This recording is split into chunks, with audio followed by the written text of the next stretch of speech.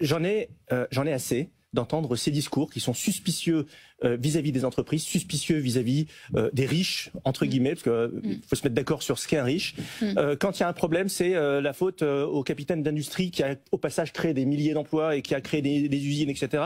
Quand il y a de l'argent à aller chercher, il y a un trésor caché. Ah, on vous l'a pas dit, Nicolas. En fait, il y a un trésor caché. Nous, les entreprises, là, les entrepreneurs, on a un trésor caché que l'on garde jalousement, 200 milliards. Non, mais tout ça n'est pas sérieux. Tout ça n'est pas sérieux. Je vais Quand vous vous dire... dites 200 milliards, c'est quoi? C'est le fameux chiffre évoqué souvent? Ouais, par la France Insoumise et par la CGT, etc. Mais si tout était simple, moi je leur dis aux gens de la France Insoumise, de la CGT, mais si tout était simple, créez une boîte, créez un groupe comme LVMH et vous faites la redistribution que vous voulez. Alors pourquoi ils le font pas? C'est peut-être parce que c'est pas aussi facile que ça. Vous savez, la France, c'est le pays, vous connaissez la métaphore, où on vous casse une jambe et on vous offre la béquille. Et tout le débat public porte sur la qualité de la béquille et la valeur de la béquille. Non mais, pardon, il faut prendre le sujet en amont. Le sujet, c'est pas est-ce qu'on va vous offrir une béquille en bois ou en inox. Le sujet est de savoir comment vous allez pouvoir marcher tranquillement.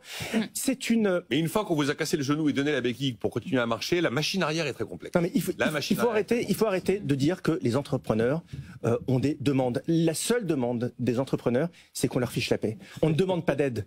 On demande simplement de pouvoir rémunérer nos salariés à la hauteur de ce que font nos amis allemands, nos amis italiens, qui, comme par hasard, ont 3 fois plus d'entreprises de taille intermédiaire que nous, qui, comme par hasard, exportent beaucoup plus que nous. Il faudrait peut-être enfin se poser les bonnes questions.